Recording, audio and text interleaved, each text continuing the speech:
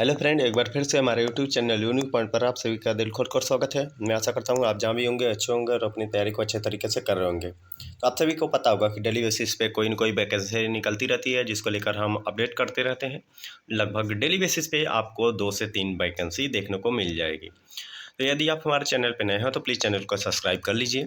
तो आज हम जिस वैकेंसी की बात करने वाले हैं, जो वैकेंसी आपकी आईटीआई इंस्ट्रक्टर की है और उड़ीसा स्टाफ सिलेक्शन कमीशन की तरफ से निकाली गई है। वैकेंसी काफ़ी अच्छी है। इसमें जो है आईटीआई कैंडिडेट, डिप्लोमा कैंडिडेट और बीटेक कैंडिडेट, तीनों कैटेगरी के कैंडिडेट इसमें एलिजिबल हैं। तो हम इसके नोटिफिकेशन की तरफ चलते हैं। जो इम्पोर्टेंट पॉइंट है उसको हम कवर करने वाले हैं। तो जो वैकेंसी की अगर हम बात कर लें, सबसे पहले जो इम्पोर्टेंट पॉइंट क्या है कि फॉर्म भरने की जो डेट दी गई है। अगर फॉर्म की हम बात कर लें कि जो फॉर्म भरने की जो डेट दी गई है, जैसे कि ऑनलाइन रजिस्ट्रेशन की अगर बात कर लें तो स्टार्टिंग डेट आपकी 16 अप्रैल, अर्थात 16 अप्रैल को फॉर्म भरना स्टार्ट हो जाएगा और 15 मई को लास्ट डेट दी गई है फॉर्म भरने की। और उसके बाद ये रजिस्ट्रेशन की लास्ट डेट है। और उसके बाद फॉर्म सबमिशन की अगर हम बात कर लें तो ये आपका 16 अप्रैल से ही फॉर्म स्टार्ट हो जाएगा और 18 मई को लास्ट डेट दी गई है। 18 मई के पहले ही आपको फॉर्म को फिलअप कर लेना होगा। और दूसरी चीज़ इंपॉर्टेंट पॉइंट क्या दी गई है, यदि आपके फॉर्म में आपने फॉर्म कोई गलत भर दिया तो उसको जो एडिटिंग डेट है, मतलब अगर हम सीधे सीधे बोल सकते हैं कि करेक्शन की डेट जो दी गई है 21 मई तक दी गई है। इसके पहले ही आपको करेक्शन कर लेना होगा। लेकिन आप बहुत ही सावधानी से फॉर्म भरिए, नोटिफिकेशन को अच्छे से देख लीजिए, उसके बाद ही आप फॉर्म को फिलअप करिए। उसके बाद जो आपकी ऑफिशियल वेबसाइट है, अगर फॉर्म भरने की हम बात करें, जो ऑफिशियल वेबसाइट है, तो आप यहाँ से इस ऑफिशियल वेबसाइट पे जाके ऑनलाइन आप इस फॉर्म को फिलअप कर सकते हैं। तो ये रहे फॉर्म भरने की प्रोसेस। उसके बाद जो इंपॉर्टेंट पॉइंट है उसको हम कवर करने वाले हैं।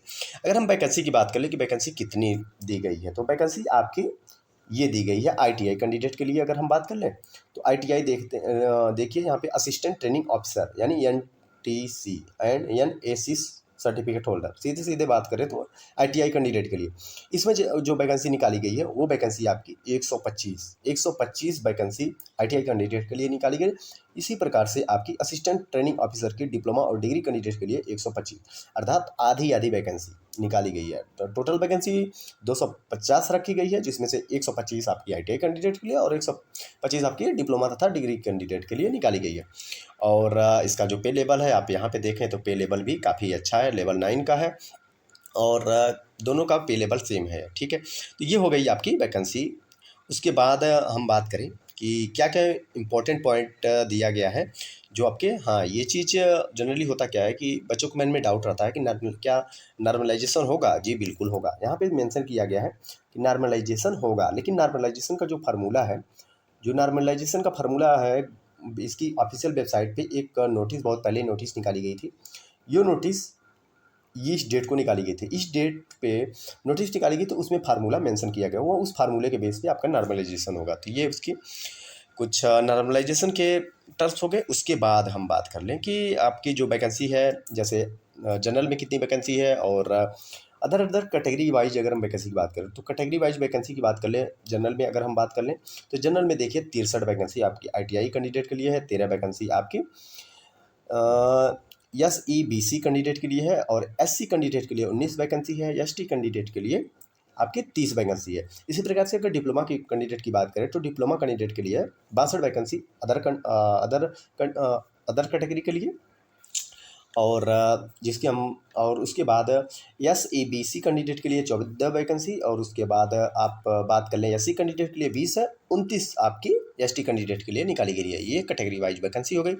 उसके बाद अगर हम बात कर ले तो ये आपके ट्रेड हो गए। ट्रेड की अगर हम बात करें कि किस ट्रेड का अलाउ है, तो जैसे कोपा कैंडिडेट फॉर्म को फिलअप कर सकता है, ड्रेस मेकिंग भर सकता है, इलेक्ट्रीशियन भर सकता है। ये आईटीआई की मैं बात कर रहा हूँ। अभी यहाँ पे मेंशन किया गया है कि अगर मैं आपको दिखा दूँ तो यहाँ पे ये मेंशन किया गया है कि आप ये आईटीआई कैंडिडेट की अगर मैं बात कर रहा हूँ तो कोपा हो गया, ड्रेस मेकिंग हो गया, इलेक्ट्रीशियन हो गया, इलेक्ट्रॉनिक्स मैकेनिक्स हो गया, फीटर हो गया। और उसके बाद ये डिफरेंट कैटेगरी की वैकेंसी है। जैसे फीटर की आपकी यहाँ पे देखें तो 49 वैकेंसी है। उसके बाद आपके ये इसकी इलेक्ट्रॉनिक्स मैकेनिक्स की बात कर लें 3 वैकेंसी है, इलेक्ट्रीशियन की बात कर लें 46 वैकेंसी है, ड्रेस मेकिंग की 1 है और कोपा की 1 है। और अदर जो ट्रेड हैं, जैसे इन्फॉर्मेशन टेक्नोलॉजी की भी देख लें तो इन्फॉर्मेशन कम्युनिकेशन टेक्नोलॉजी की इसकी एक वैकेंसी है। तो ये ऐसी आपके ट्रेड वाइज वैकेंसी है। तो उसके बाद देखते हैं कि कौन सा ट्रेड है। जैसे ट्रेड तो काफ़ी पूरा दिया, लगभग सभी ट्रेड की वैकेंसियाँ दी गई हैं। जैसे इंस्ट्रूमेंट मैकेनिक की हो गई, मैकेनिस्ट की हो गई, मैकेनिक डीजल की हो गई, मैकेनिक रेफ्रिजरेटर की हो गई, मैकेनिक मोटर व्हीकल की हो गई, पेंटर की हो गई, प्लम्बर हो गई, टर्नर हो गई। ये आपकी ट्रेड वाइज वैकेंसी। उसके बाद बिल्डर की भी यहाँ पे देखें, बिल्डर की भी वैकेंसी दी गई है। बिल्डर बिल्डर हो गई, टर्नर हो गई, प्लम्बर हो गई, वायरमैन हो गई, ये आपकी वैकेंसी हो गई आईटीआई कैंडिडेट। अगर इसी प्रकार से हम डिग्री और डिप्लोमा कैंडिडेट की बात करें तो डिग्री और डिप्लोमा कैंडिडेट के लिए भी आप यहाँ पर देखें तो ये कोपा की हो गई।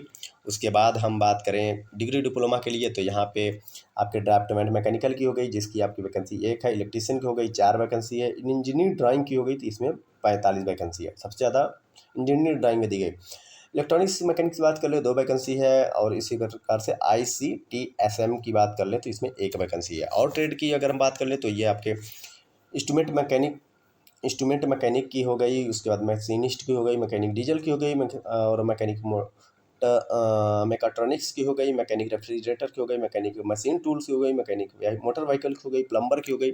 इसी प्रकार से आपके टेक्सटाइल की हो गई, और यहाँ पे देखें तो टर्नर की हो गई, वर्कशॉप कैलकुलेशन की हो गई। इसकी वर्कशॉप कैलकुलेशन में 42 पोस्ट है। उसके बाद वेल्डर की हो गई, वायरमैन की हो गई, वेल्डर की 4 है, वायरमैन की आपकी 4 है। टोटल वैकेंसी आपकी 125 डिप्लोमा कैंडिडेट की, डिप्लोमा और डिग्री कैंडिडेट के लिए। तो ये हो गई आपकी ट्रेड वाइज वैकेंसी। उसके बाद कुछ ये इंपॉर्टेंट नोट्स हैं तो इसको आप जनरली पढ़ सकते हैं।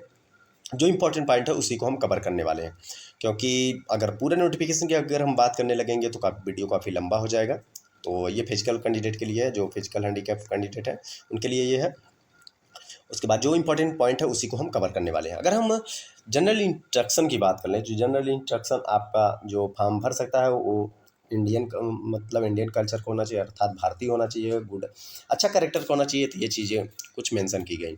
और उसके बाद ये चीज़ यहाँ पे ये मेंशन किया गया है कि मस्ट बी एबल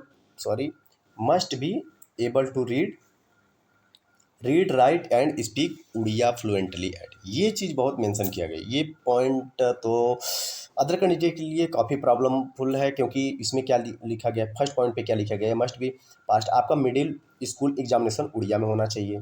उसके बाद आपका सेकंड पॉइंट में भी दिया गया है कि HCS एग्जामिनेशन, अर्थात कोई भी एग्जामिनेशन आपका उड़िया लैंग्वेज में होना चाहिए, अर्थात उड़िया लैंग्वेज आपको इन्फ्लुएंटली आनी चाहिए, एकदम फ्लुएंटली आनी चाहिए। तो उसके बाद ये भी मतलब ये 4 पॉइंट में से कोई भी एक पॉइंट आप फुलफिल करते हैं तो आप उस फॉर्म को फिलअप कर सकते हैं। ये मेंशन नहीं किया गया कि आप उड़ीसा के रहें तभी भर सकते हैं, लेकिन आपको उड़िया आनी चाहिए। और कोई भी इसमें से चारों में से आप कोई भी एक क्राइटेरिया आप फुलफिल करते हैं तो आप इस फॉर्म को फिलअप कर सकते हैं।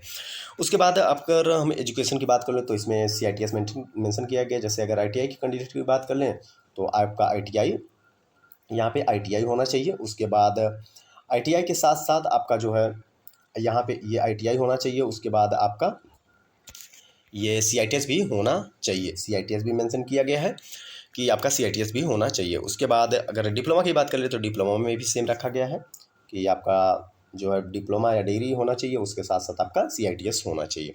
तो आप तभी इस फॉर्म को फिलअप कर सकते हैं। और एज क्राइटेरिया की बात कर ले तो एज क्राइटेरिया आपको मिनिमम जो रखी गई है 21 साल रखी गई है, मैक्सिमम आपकी 38 साल रखी गई है। ये एज क्राइटेरिया हो गई। उसके बाद कुछ इंपॉर्टेंट देखते हैं कि क्या इंपॉर्टेंट है। अगर ये हम सिलेबस की बात कर ले तो सिलेबस में जो रहने वाला है, आपका पेपर जो रहने वाला है, वो पेपर में आपकी थ्योरी जो है सीधे 60 नंबर की थ्योरी होगी, 15 नंबर का आपका वर्कशॉप कैलकुलेशन होगा का क्वेश्चन रहेंगे, और 15 मार्क्स के आपके इंजीनियरिंग ड्राइंग्स होंगे।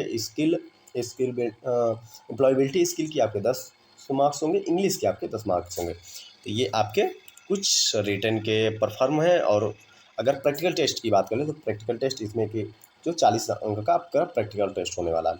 तो सीधे सीधे फिर उसके बाद डॉक्यूमेंट वेरिफिकेशन होगा। सीधे सीधे बात कर लें कि आपका जनरल एक पेपर होगा, और उसके बाद फर्स्ट आपका पेपर होगा, और उसके बाद सीधे सीधे बात कर लें सेकंड नंबर पे आपका प्रैक्टिकल टेस्ट होगा। ठीक है, तो ये आपका तो प्रैक्टिकल टेस्ट होने वाला है। ठीक है, उसके बाद आपका डॉक्यूमेंट वेरिफिकेशन हो जाएगा, तो उसके बाद आपकी ज्वाइनिंग मिल जाएगी। तो ये कुछ इंपॉर्टेंट पॉइंट रहे, ये आपके नीचे दिए गए हैं, जो सिलेबस दिए गए हैं। तो ये ऐसे डिग्री और डिप्लोमा कैंडिडेट के लिए भी अलग अलग सिलेबस दिए गए हैं। तो ये इंपॉर्टेंट पॉइंट हुई। तो ऐसे ही नई जॉब अपडेट पाने के लिए, नए नए जॉब पाने के लिए आप हमारे साथ जुड़े रहिए। और यदि वीडियो पसंद आए तो एक लाइक ज़रूर करिए। मिलते हैं कुछ ऐसी ही नई वीडियो के साथ, तब तक के लिए दीजिए इजाज़त। धन्यवाद।